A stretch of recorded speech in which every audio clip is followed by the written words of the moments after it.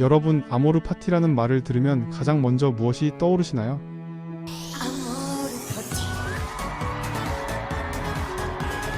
아마 열의 아홉은 화려한 조명 아래서 반짝이는 옷을 입고 부르는 김연자 선생님의 신나는 트로트 가락을 떠올리실 겁니다. 파티라는 친숙한 발음 때문인지 많은 분들이 이 말을 신나게 놀고, 파티를 즐기자, 인생 뭐 있어? 복잡하게 생각하지 말고 욜로하게 즐기자라는 뜻으로 오해하곤 합니다. 하지만 여러분, 이 단어의 진짜 의미를 알게 되시면 아마 망치로 머리를 3개 한 대 맞은 것 같은 충격을 받으실 겁니다. 아모르는 라틴어로 사랑을 뜻하고 파티는 우리가 아는 축제가 아니라 운명을 뜻합니다. 즉, 내 운명을 사랑하라는 뜻입니다. 이 낭만적으로 들리는 짧은 문장은 사실 인류 역사상 가장 급진적이고 파괴적인 철학자 프리드리히 니체가 피를 토하며 남긴 삶의 궁극적인 지향점이자 절규입니다. 오늘 저는 여러분의 가장 아픈 곳을 찌르는 질문으로 시작하고 싶습니다. 지금 여러분의 인생은 안녕하신가요? 혹시 매일 밤 불 꺼진 방 침대에 누워 천장을 바라보며 이런 생각들을 하고 계시지는 않습니까? 아, 내 인생은 도대체 어디서부터 꼬인 걸까? 그때 그 회사를 그만두지 말았어야 했는데, 그때 그 사람과 헤어지고 이 사람과 결혼한 게 내 인생의 최대 실수야. 남들은 코인이다 부동산이다 해서 벼락부자가 되는데 나는 왜 이렇게 멍청한 선택만 하면서 살아왔을까? 우리 부모님이 남들 반만큼만 나를 뒷바라지해 주셨어도 내 인생이 이렇게 비루하지는 않았을 텐데. 우리는 매일같이 끊임없이 만약이라는 지옥의 가정법을 씁니다. 나의 현실을 부정하고 과거를 뜯어고치고 싶어 하죠. 스마트폰 화면 속 인스타그램을 켜면 나 빼고 세상 모든 사람들이 고급 호텔에서 오마카세를 먹고 해외여행을 가고 완벽한 배우자와 행복하게 사는 것만 같습니다. 그 화려한 남들의 하이라이트 장면과 나의 가장 비참한 현실을 비교하며 우리는 매일 밤 자신의 운명을 저주합니다. 내 인생은 실패작이야. 내 인생은 쓰레기야. 라면서 말이죠. 하지만 망치를 든 철학자 프리드리히 니체는 지금 이 순간에도 자신의 삶을 혐오하며 찌질하게 후회하고 있는 우리를 향해 무시무시한 사자후를 토해냅니다. 당신의 고통, 당신의 끔찍한 실패, 당신이 머릿속에서 영원히 지워버리고 싶어 밤잠을 설치는 그 모든 수치스러운 순간들까지, 그것을 빼고서는 당신이라는 존재를 설명할 수 없다. 피하지 마라. 도망치지 마라. 그리고 기꺼이 끌어안고 맹렬하게 사랑해라.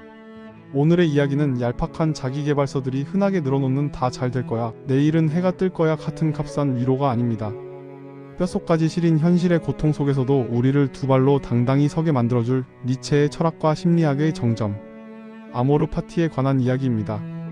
영상을 끝까지 보신다면 여러분은 지옥 같던 여러분의 삶을 완전히 다른 눈으로 바라보게 될 것입니다. 우리는 흔히 이런 거창한 철학적 명언을 들으면 코웃음을 치곤 합니다. 니체같이 똑똑하고 위대한 철학자니까 저런 배부른 소리를 하겠지. 돈 많고 건강하니까 운명을 사랑하라는 둥 헛소리를 하는 거야. 내 끔찍한 통장 잔고와 내 지긋지긋한 현실을 한번 살아보라 그래. 운명을 사랑하라는 말이 나오나.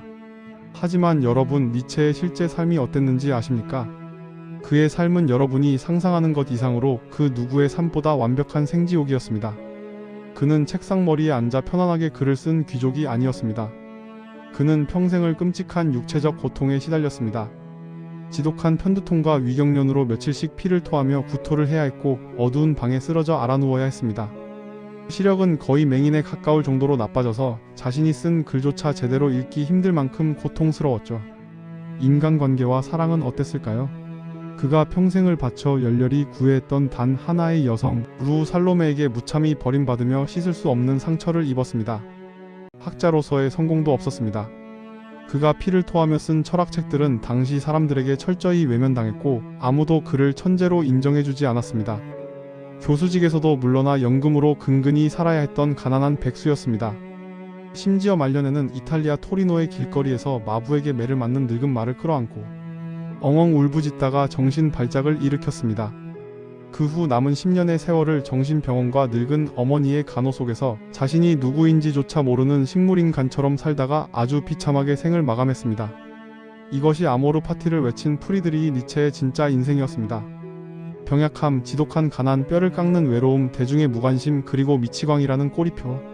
그는 단 한순간도 우리가 부러워할 만한 안락하고 성공한 삶을 살지 못했습니다.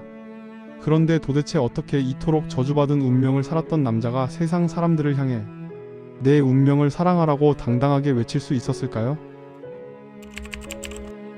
그 해답은 니체가 우리에게 던지는 세상에서 가장 끔찍하고 무서운 사고 실험, 바로 영원 회귀 사상에 있습니다.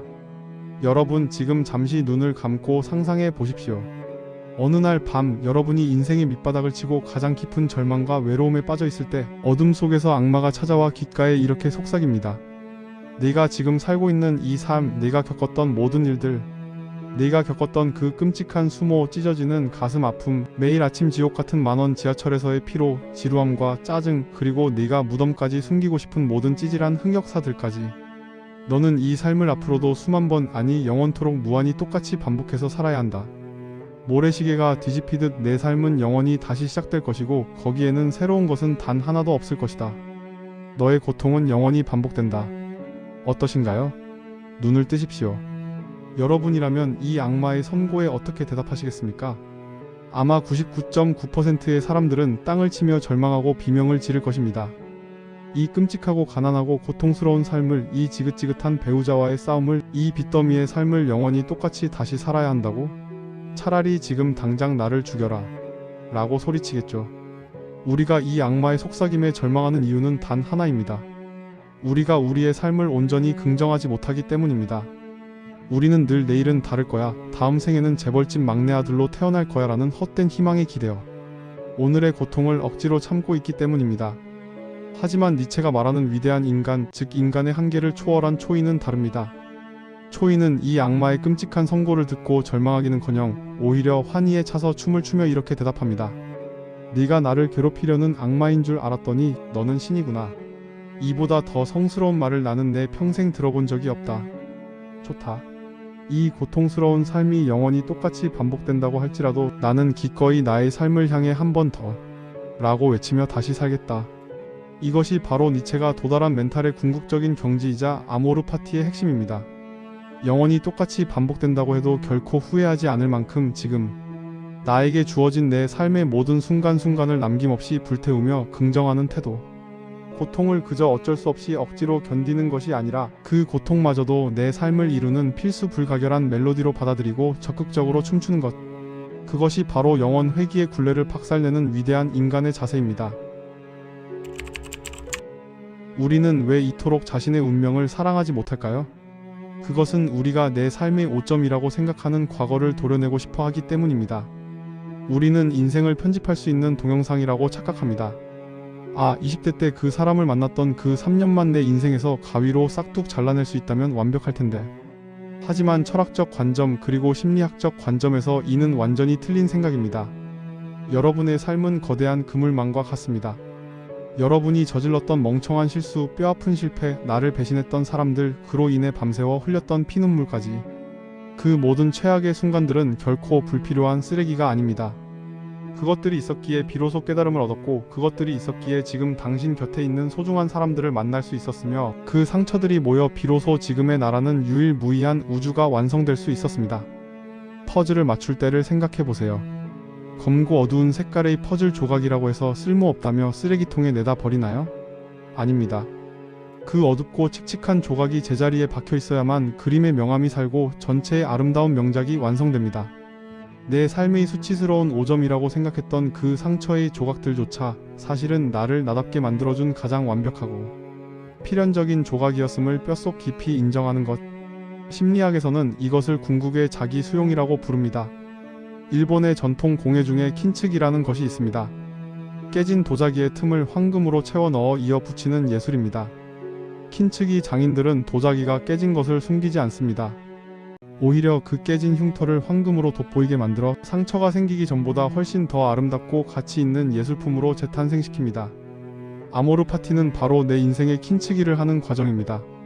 나의 깨진 과거, 찢어진 상처를 숨기거나 부정하지 않고 그것을 내 인생의 가장 찬란한 훈장으로 긍정하는 것입니다.